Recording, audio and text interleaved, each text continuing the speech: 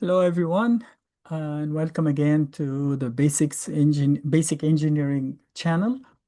We started with the vectors in 2D last time, and today I'm going to expand that to the case of 3D. There are multiple ways of showing it. I'm going to use one of them today, and maybe I want to make it a short video, so maybe we'll do the next one next time. So before we start, we have to draw the 3D coordinate system, the X, Y, and Z.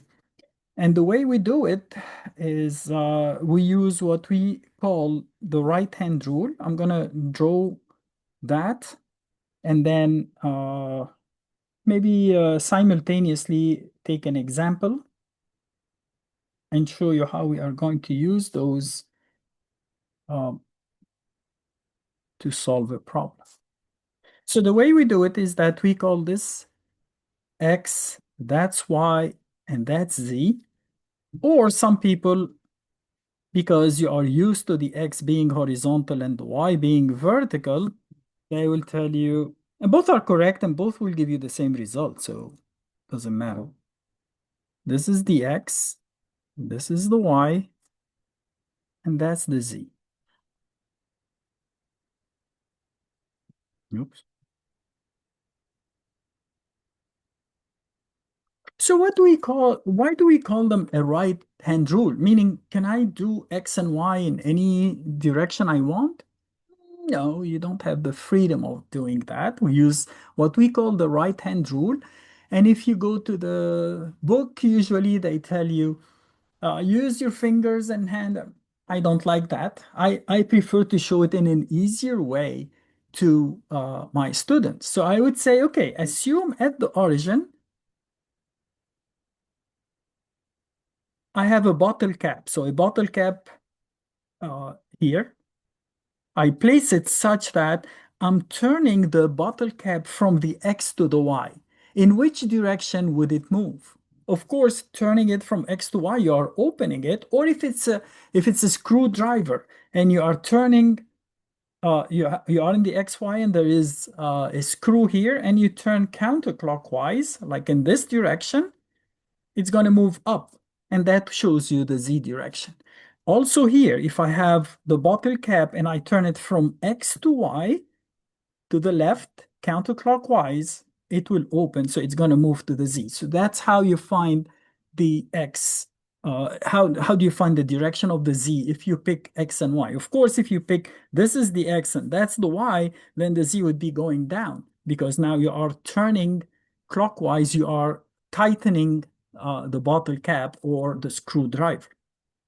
Anyway, having said that, I'm going to give you an example of now how to add first of all, how do you represent more than one force or one vector in 3D, and then how we add them together. So let's pick like 2 points. Let's pick a point here and a point there. And then I'm from this direction or from this point, I have a force.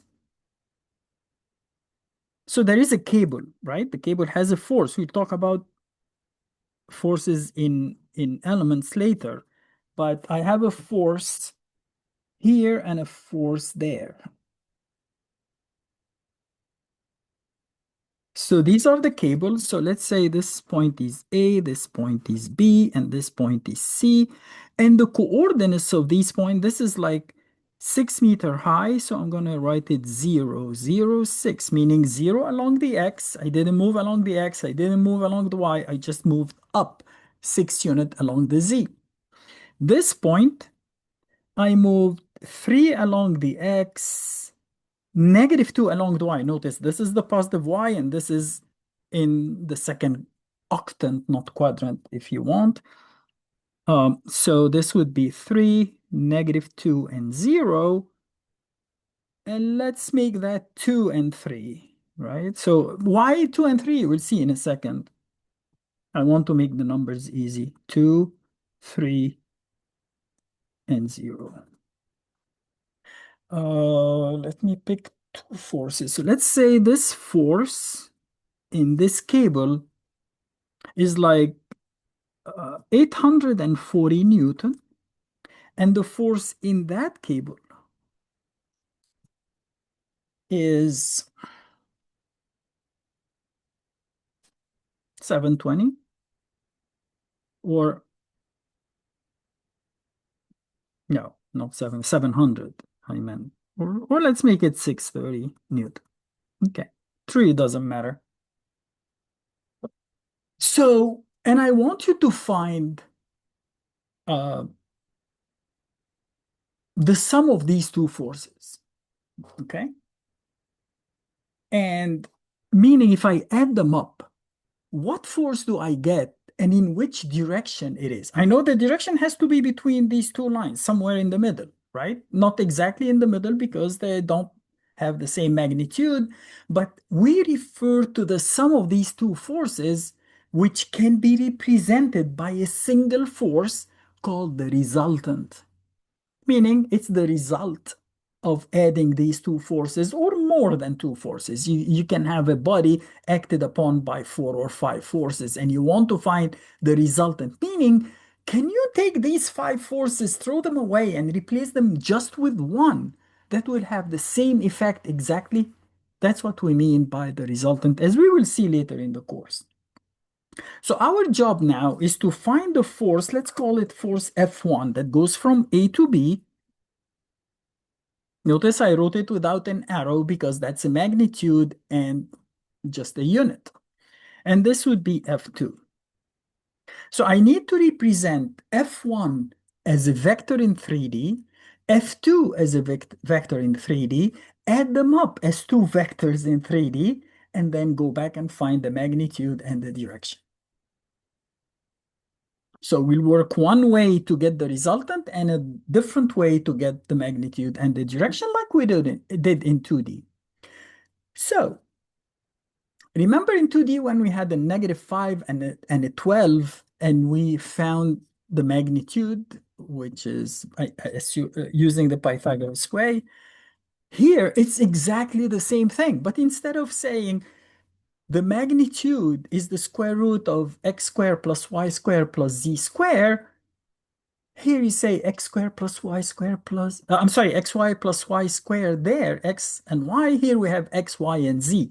So we are going to say, I have a line, and this line goes from 0, 0, 6 to 3, -2, and 0. So what are the x, the y, and the z? The x, of course, going from 0 to 3 is 3. So the x component or coordinate is 3. You're going from 0 to -2, so the y is -2. You're going from 6 to 0, so the z is -6. And now you say this length, let's call it F1, no, let's call it AB, just AB, right? AB is the square root of 3 square plus -2 square plus -6 square equals the square root of 9 plus 4 plus 36 equals the square root of 49 equals 7. 7 units. It may be centimeters, it may be feet, it may be meters, I don't care, but this whole thing is 7. You see how easy now you can find cosine theta sub z, theta sub x. We start with x. I don't know why I wrote theta sub z. I'm sorry. And the cosine theta sub z, it's 3 over 7, -2 over 7, and -6 over 7. Before we proceed, because we are going to go into that in more detail later, I'm telling you, I looked at that and found that the angle that this line makes with the x-axis is acute, with the y-axis is obtuse, and with the z-axis is obtuse. How did I know? Because the sign of the cosine, sign meaning S-I-G-N, of the cosine. I know that the cosine is only positive in the first and fourth quadrant, but it's negative in the second. Here is the positive x, here's the positive y. Okay, so the x Theta sub x is positive. Why? Because it's in the fourth quadrant. Remember, this is x and y. So this is first, second, third, fourth. And that's why you get a positive. But this going from so we said going from 0 to 3 is positive, but going from 0 to -2, the y is negative, and the -6 also is negative. So once I have that, I can represent the force F1 as a magnitude, which is 840 times 3/7 I minus 2/7 J minus 6/7 K Newton, which equals, notice that 840 divided by 7 is 120. So you get 360 I minus 240 J minus 720 K Newton. Repeat that for the Y, for F2. Let's see F2. I'm going to use a different color. Now, to go from A to C, you go from 0 to 2, that's 2. From 0 to 3, that's 3. From 6 to 0, that's -6. Again, 2, 3, 6, so I know the length is 7. Don't want to waste time on that. So I'm going to say F2 equals 630 times 2/7 I plus 3/7 J minus 6/7 K Newton equals 240 I minus 360 J. Oh, I'm sorry. I was using 840. This is 180 I, right? Because you get 90, 270 J, that's plus, and minus 540 K Newton. So the resultant R, which is F1 plus F2, now becomes a piece of cake. 360 plus 180 is 540 I. Negative 240 plus 270 is plus 30 J.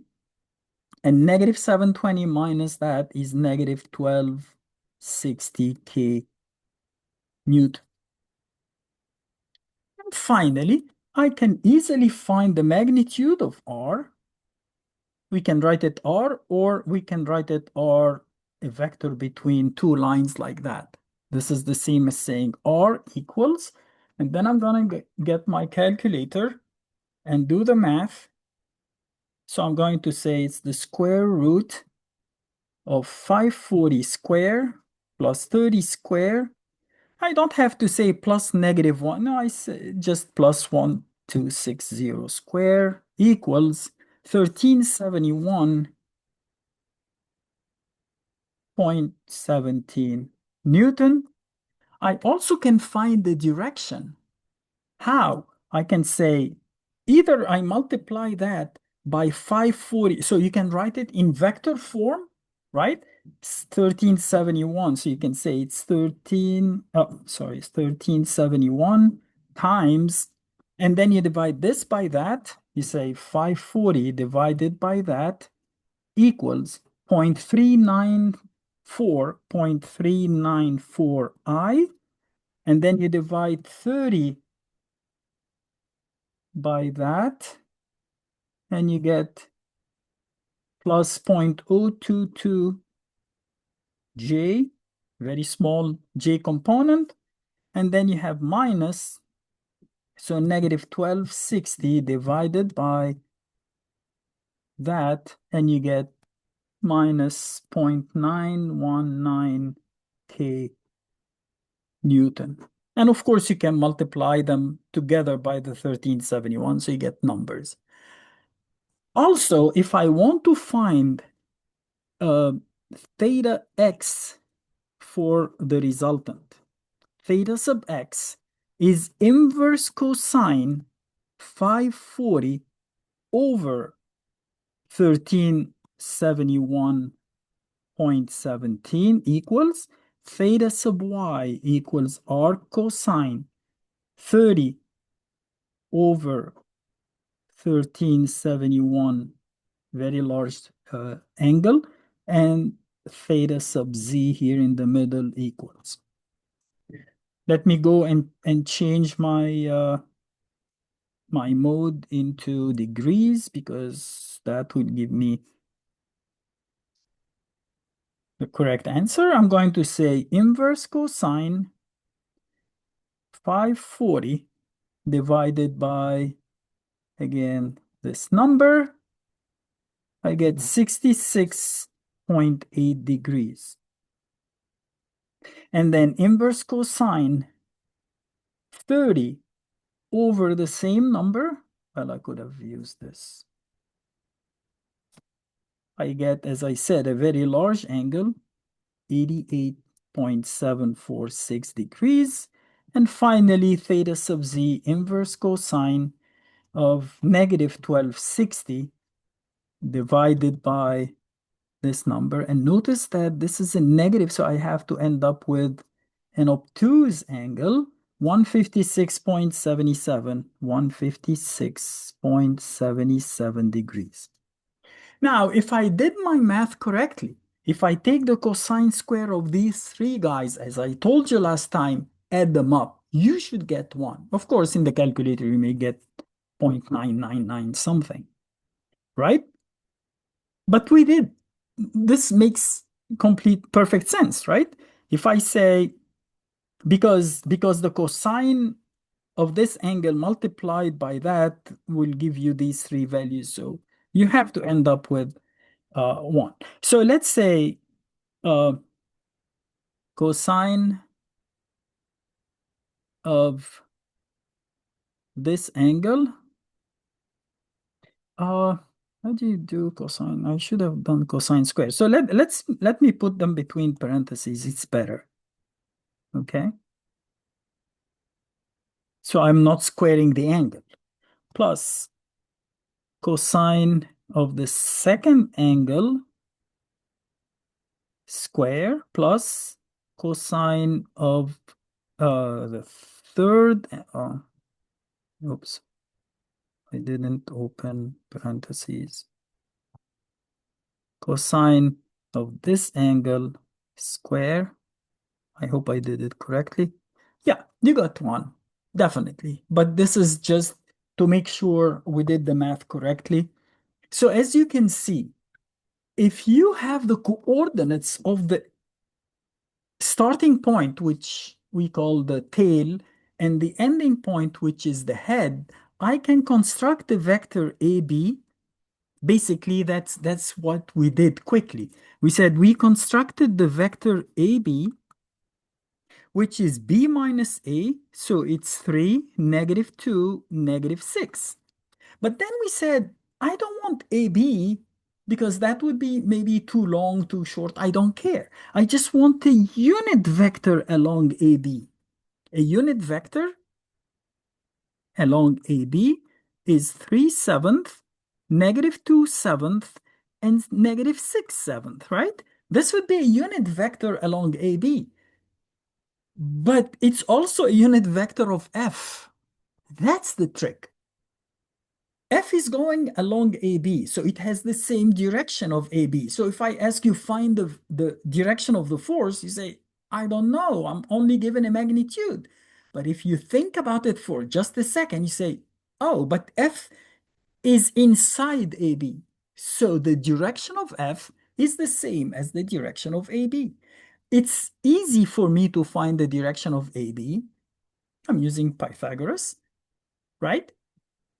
But in a 3D. And now I'm going to say, no, that's not the direction of AB. That's the direction of F1 multiplied by the magnitude, and you get F1 as a vector. It's a very convoluted way, but once you get used to it, you will see that it's so easy. All what you are doing is subtracting coordinates using Pythagoras, and that's it. It's so easy. I hope this was easy for you to follow. If you have any questions, put them in the comment section. If not, excuse me, if not, we are going to go over other ways you can get a force in 3D and how can you convert it into a vector and do the same thing. I hope that was easy. And again, I wish you all the best and hope to see you soon. Bye.